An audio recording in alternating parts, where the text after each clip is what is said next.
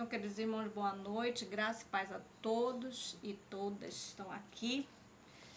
Hoje, finalizando a série Os Últimos Acontecimentos antes da volta de Cristo. Se você quiser assistir os outros estudos que tivemos aqui, é só você ir lá na Voz de Intercessão, canal Voz de Intercessão, que está no YouTube. Também nós temos o Intercessão.aspa, que tem muitas mensagens maravilhosas, tá? Você pode se inscrever lá e assistir todos os vídeos, compartilhar também, porque são mensagens muito impactantes, que fizeram muita diferença nas nossas vidas, tenho certeza. E hoje, agradecendo a participação do missionário Erielson Labre, seja bem-vindo. Obrigado. O Erielson também, ele é diretor de comportagem da Associação Aspar. E graças a Deus ele aceitou nosso convite e está aqui conosco. E com ele a palavra vai falar sobre o milênio. Seja bem-vindo, Erielson. Obrigado, irmã. É um prazer, um privilégio compartilhar aqui a palavra de Deus e temas tão importantes, tão solenes para esses últimos dias, são os temas proféticos, né? São temas que todos nós devemos estar atentos, né? Os sinais são avisos, vai acontecer, mas a profecia, ela é diretamente mais clara e nos deixa atentos, vigilantes quanto aos últimos dias, né? E um assunto como esse, o milênio, é um assunto que nós devemos estar inteirados, porque há muitas teorias sobre esse assunto do milênio, muita polêmica no meio evangélico, né? No meio pentecostal, muita polêmica sobre o assunto do milênio, muitas incompreensões, e tem levado as pessoas a seguir caminhos tortuosos, que tem levado até mesmo à heresia, né? E nós temos o privilégio, à luz da palavra de Deus, de entender esses temas, né? É muito difícil e quase impossível estudarmos sobre o milênio separado de Apocalipse 20, né? Até porque o Apocalipse 20, um dos assuntos principais é o milênio, né? E principalmente o julgamento que haverá no céu. É muito interessante a gente entender a respeito desse julgamento. Nós podemos mencionar que há 3 tipos de julgamento, né? O juízo investigativo, que doravante ocorre, desde 1844, e haverá também o juízo judicativo, né? Que é o que está escrito em 1 Coríntios 6:3, né? Que fala a respeito do julgamento dos anjos e também dos homens ímpios, né? E temos também o julgamento executivo, que é o julgamento pós-milênio, né? O julgamento quando todos os casos já estão mesmo, de fato, determinados e a execução da pena. O judicativo, na verdade, não é para absolver e nem condenar ninguém no julgamento durante o milênio. É simplesmente uma confirmação, que é o que vamos entender aqui no Apocalipse 20, né? Antes é interessante entendermos alguma das teorias sobre o milênio. Uma delas é por uma má interpretação dos últimos 7 anos do acontecimento dos 490 anos, das 70 semanas da dos judeus, está em Daniel, no capítulo 8, versículo 24, né? Versículo 14, de fato, e também no capítulo 9, verso 23 em diante, que fala a respeito das 70 semanas. Os últimos 7 anos das 70 semanas, e podemos dizer ali que é o batismo de Cristo, a morte de Estevão. Então, muitos interpretam que aqueles últimos 7 anos será um período de tribulação, que a terra passará, e nesse período de tribulação, a igreja não estará mais na terra, estará no céu, né? Porque houve um arrebatamento secreto, né? De pilotos de avião, motorista de ônibus, piloto de motos, apareceram e foram arrebatados. Isso na teoria, por aí, teorias evangélicas, né? 7 anos de paz, E aí, durante esse período, aqueles que não fizeram a vontade de Deus, né, não praticaram a vontade de Deus, eles sofrerão pena aqui por muitos anos, até se converter e serem levados para o céu de novo. Isso é uma teoria evangélica, né? Não tem base bíblica, mas a Bíblia nos oferece um campo vasto para a doutrina correta sobre o milênio, né? Apocalipse 20, ele nos oferece alguns detalhes interessantes. Aqui menciona, capítulo 20, verso 1 até o 3, dizendo assim: E vi um anjo descer do céu, tendo a chave do abismo e uma grande corrente na sua mão. E ele prendeu o dragão, a antiga serpente, que é o diabo e Satanás, e amarrou-o por 1000 anos, e lançou-o no abismo sem fundo, e ali o encerrou e pôs um selo sobre ele, para que ele não mais enganasse as nações, até que os 1000 anos se cumprissem. E após isso, ele deverá ser solto por um pouco de tempo, né? Na interpretação bíblica, sabemos que esse anjo que desce do céu não é Cristo, mas é um anjo enviado por ele, e como ocorria no santuário antigo, né, no Antítipo, que quando o bode era levado ao deserto, o bode Azazar era pela mão de um outro homem, não era o sumo sacerdote que levava. Então o anjo vem do céu e aí prende Satanás à terra. Mas por que Satanás fica preso à terra? É uma cadeia de circunstâncias, né? Os ímpios estarão todos mortos, os justos estarão no céu, não há quem o diabo tentar, ele estará preso, né? Hoje o diabo ele tem acesso a vários mundos, ele pode viajar a vários mundos, né? Ele tem essa liberdade ainda. Mas, durante o período do milênio, ele estará restrito somente à terra, né? Vagueará de uma parte para outra, uivos de demônios serão ouvidos, gritos de horrores, né? Acusações e culpa lançadas sobre o diabo por causa que ele levou os demônios, né? Os anjos de Deus lá primeiro, quando eram anjos de Deus, a estar nessa situação, e agora como demônios, eles lamentam a sorte deles, né? E aí a Terra vai ficar numa situação como era antes, sem forma e vazia, e completo caos. Inclusive, se os irmãos e as irmãs aí quiserem conferir Jeremias 3:23, lá o profeta diz que olhou a condição da Terra, né? Diz que a Terra estava sem forma e vazia, né? Diz que os montes tremiam, não havia casas, não havia prédios, não havia nada, tudo estava ao chão, e nem sequer o sol brilhava, a terra estava em completa escuridão, né?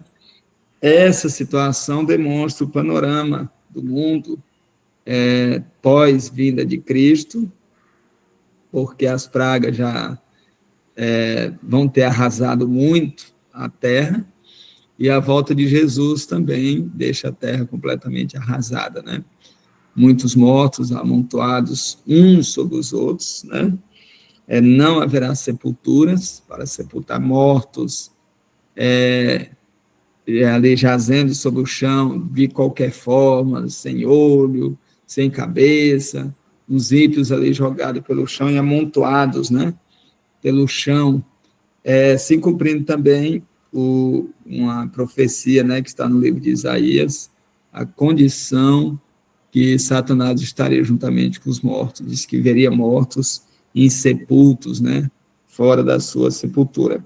E Jeremias, nesse capítulo 4, nos versos 23, ele descreve a situação do mundo durante o período do milênio, né? O verso 24 diz: observei os montes, e eis que tremiam, e todas as colinas estremeceram. Eu observei e vi que nenhum homem havia, e todos os pássaros dos céus haviam fugido. Eu observei e vi que o lugar frutífero era um deserto, e todas as cidades dali estavam demolidas à presença do Senhor. E assim diz o Senhor, no verso 27, a terra toda será desolada, contudo não destruirei totalmente. Então, aqui diz que o que estava na superfície da terra seria completamente destruído. não a terra em si. Então, tudo montuado, tudo destruído nessas situações, nesse contexto, durante o período do milênio, haverá total escuridão, né?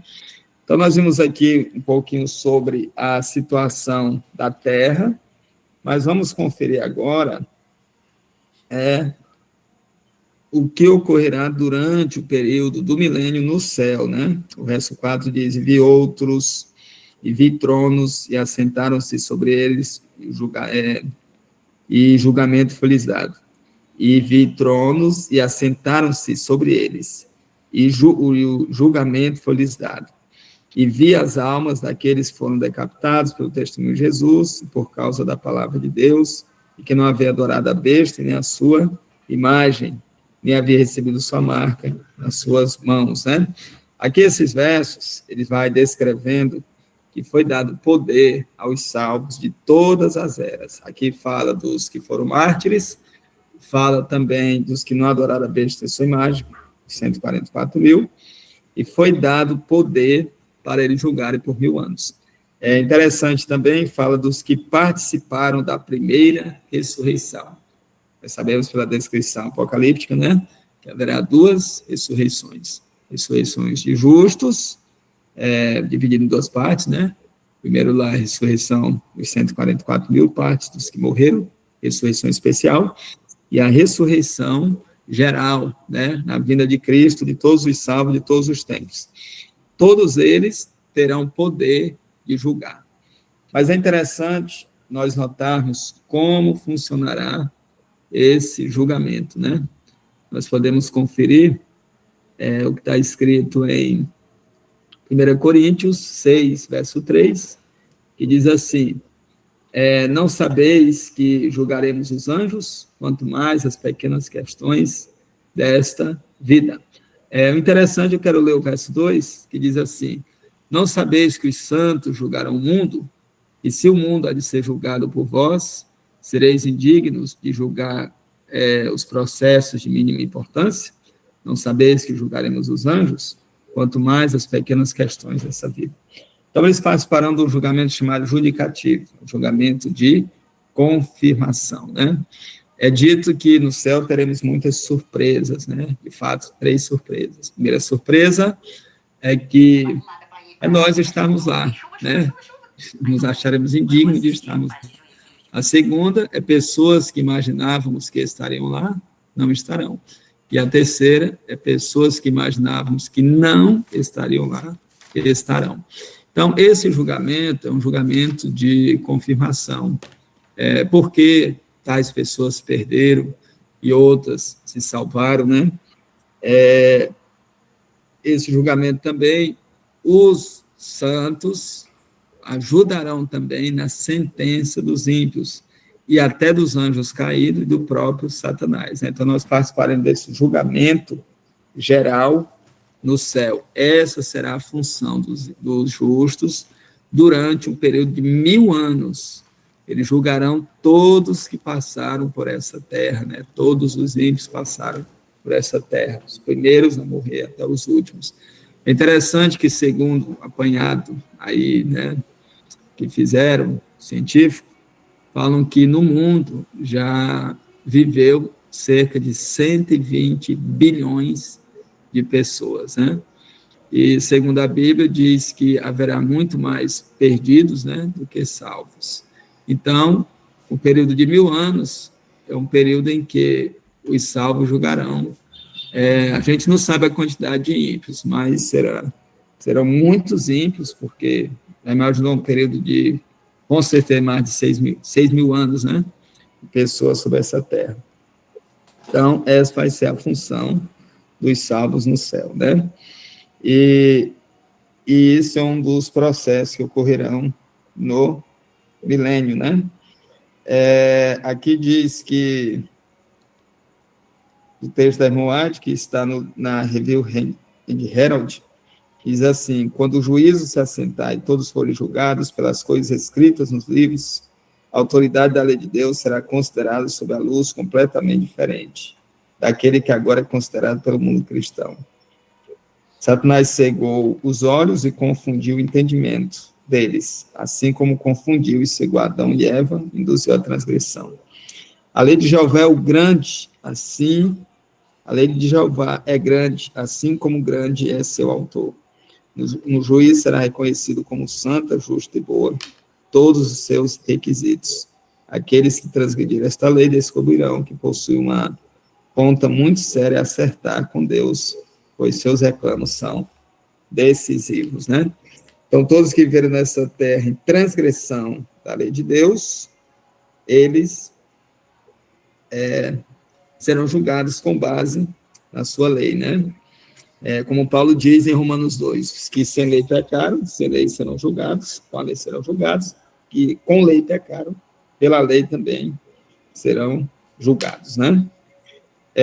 Então, nós vimos que nesse processo aqui do milênio, como já foi descrito, acontecimentos na terra, sem forma vazia, estremecida, escura, e os demônios ali com uivos de agonia, né?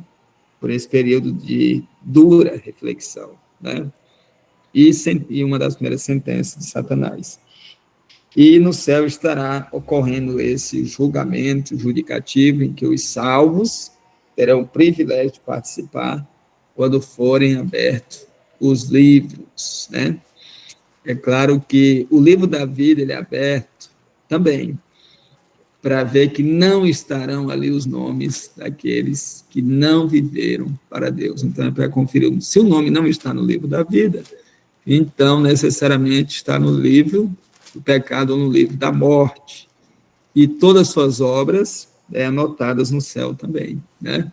Todos que fizeram de bem ou mal estão anotados no céu. Só que aqui, julgamento especial dos ímpios, né? Dos ímpios. Lembrando, julgamento de confirmação. Não tem mais absolvição, não tem mais misericórdia, não tem mais salvação. É só um juízo de confirmação da sentença dos ímpios, né? E aí nós percebemos que nesse processo do juízo no céu, durante esse período de milênio, então, completa-se os 1000 anos, né? Completam-se os 1000 anos, e o que ocorrerá depois dos 1000 anos, né? Verso 7, e quando completar os seus 1000 anos, Satanás será solto de sua prisão. Verso 8, e sairá para enganar as nações que estão nos 4 cantos da terra, Gog e Magog, para juntar em batalha, cujo número é como a areia do mar. Eles subirão sobre a largura da terra e cercarão a Arraial dos Santos e a cidade amada. E de Deus desceu fogo do céu, desceu fogo, saiu do céu e os devorou. E o diabo que os enganava foi lançado no lago de fogo e enxofre, onde estão a besta e o falso profeta, que serão atormentados de dia e de noite para sempre e sempre, né? E aqui volta de novo, né, a repetir. Os textos anteriores, muitas vezes eles são usados em 2 causas aqui, 2 pontos de juízo, né? Os mortos justos, e também ele nos leva também à situação dos ímpios. Já nesse aqui também, falando do trono branco, repete a expressão do livro da vida, para conferir que os nomes deles não estavam ali. Os mortos foram julgados pelas coisas que estavam escritas nos livros, de acordo com as suas obras. E aqui ele volta a uma questão interessante. O verso 13, o mar entregou os mortos que nele havia, e a morte e o inferno entregaram-se os mortos que nele havia, e eles foram julgados, cada homem, de acordo com as suas obras. E no final também, a morte e o inferno foram lançados no lago de fogo, esta é a segunda morte. Mas vamos aqui analisar um panorama muito antes dessa condenação final, né? Eu quero ler um texto aqui para mostrar por que os ímpios chegaram nessa situação, né? O texto está da Review Herald, que diz assim: todo o céu está interessado em nossa salvação. Os anjos de Deus andam para cima e para baixo pelas ruas das cidades, anotam as ações dos homens. Eles registram nos livros memoriais de Deus as palavras de fé, os atos de amor e a humildade de espírito. Naquele dia, quando a obra de cada indivíduo foi examinada para saber de que tipo é a obra do humilde seguidor de Cristo, resistirá à prova e receberá o louvor do céu. Então,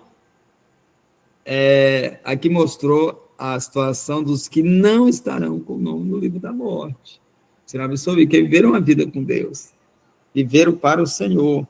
Agora, em um outro panorama, nós vemos a situação dos que não viveram para Ele, né?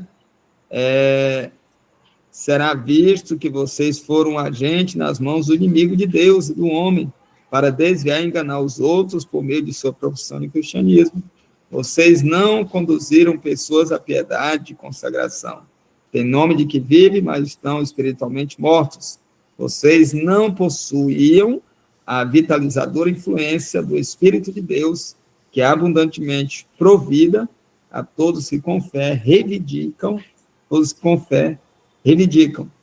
Então, aqui mostrou o caso de cristãos, pessoas que tiveram o nome de cristãos, que se perderão, não colocaram o cristianismo em prática, não colocaram uma vida com Deus em prática, e agora foram condenados, não passaram no juízo investigativo, e agora estão sob pena no juízo judicativo, né?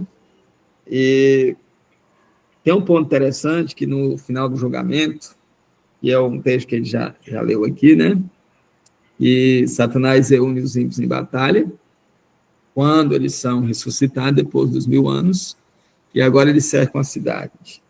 Quando eles cercam a cidade, Jesus sobe no seu trono, acima do muro da cidade. Aí eles contemplam ali o Senhor, eles contemplam Cristo, né?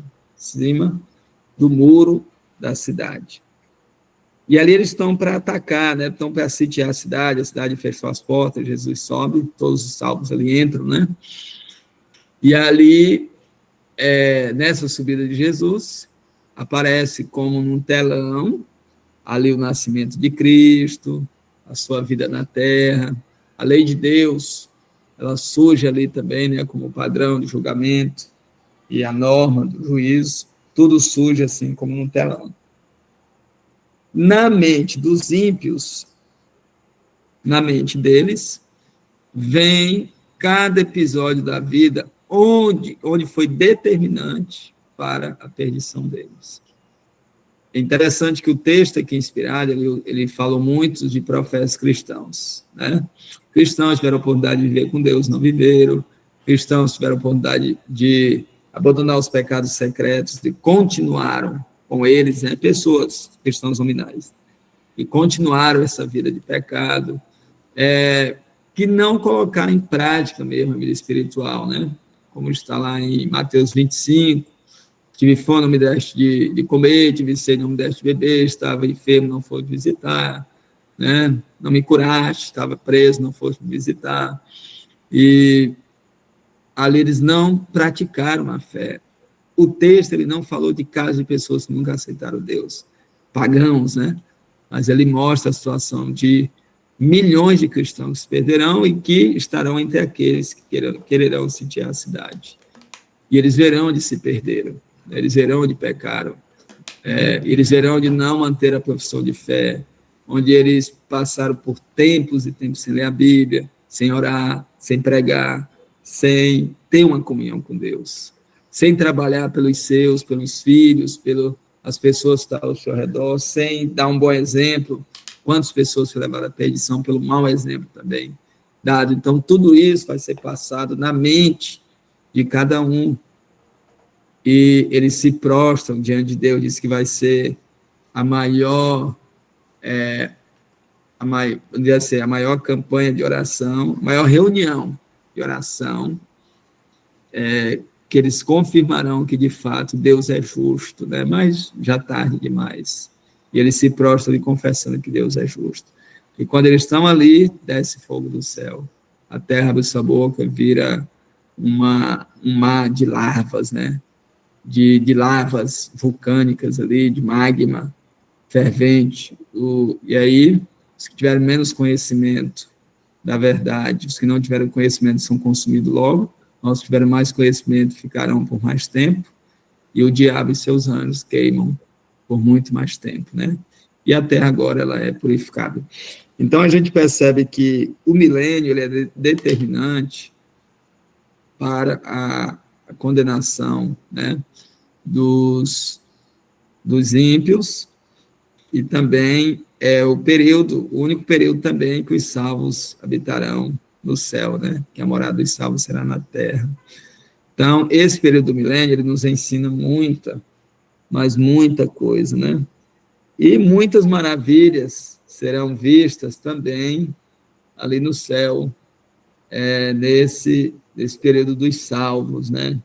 Não apenas da miserável situação dos ímpios, né? Da condenação deles, o que eles sofreram, mas também os salvos ali, né?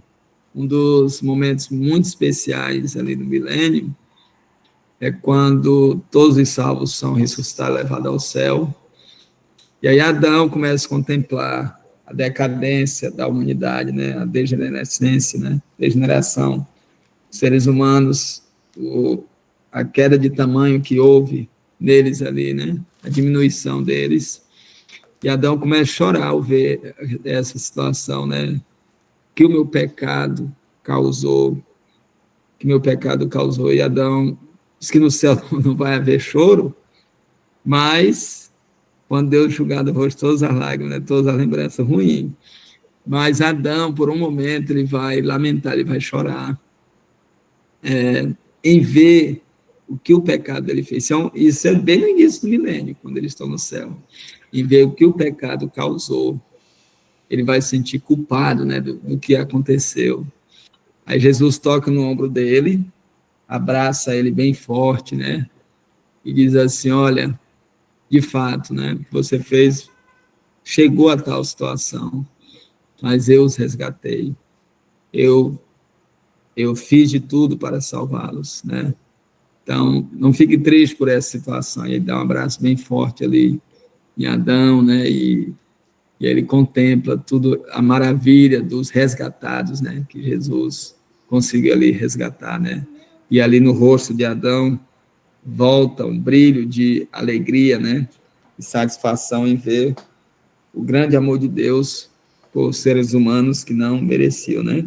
Então vai ter muitos episódios lindos ali no céu durante o espelho do milênio, o reencontro de Cristo e Adão, podemos dizer ali, o reencontro de nós com aquelas pessoas que perdemos, entes queridos.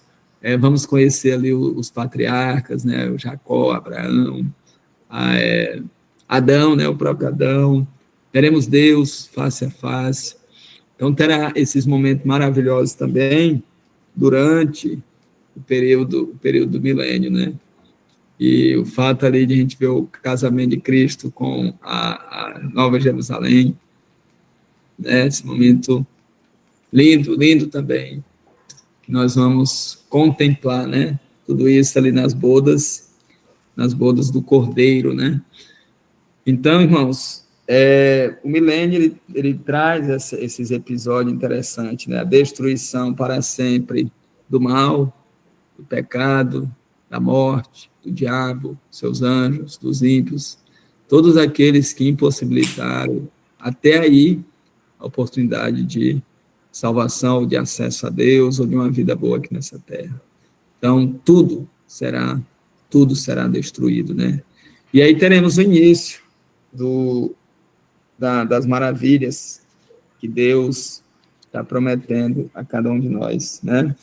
Então, a profecia, ela nos traz essa esperança, ela nos dá motivos para que nós lutemos muito mais por nossa salvação, né? Pelo grande amor que Deus teve por cada um de nós, né? Então, esse período do milênio nos oferece tudo isso, todas essas bênçãos, né? Que Deus quer nos conceder. E eu quero deixar aqui para vocês o que devemos fazer para participarmos desse julgamento, né? Mas como livres e salvos e ficarmos como cidadãos do céu de fato, né?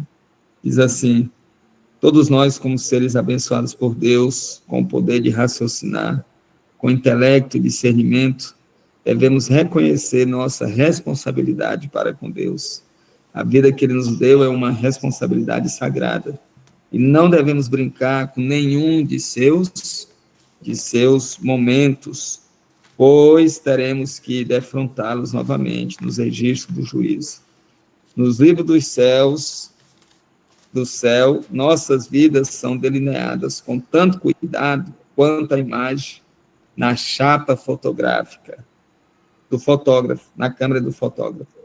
Não somos responsáveis apenas pelo que fizemos, mas pelo que deixamos por fazer. Teremos que dar conta de nosso caráter não desenvolvido, das oportunidades não aproveitadas. Então, irmãos, diante de tão grandes promessas, de tão grande maravilha, e um detalhe muito interessante também, né?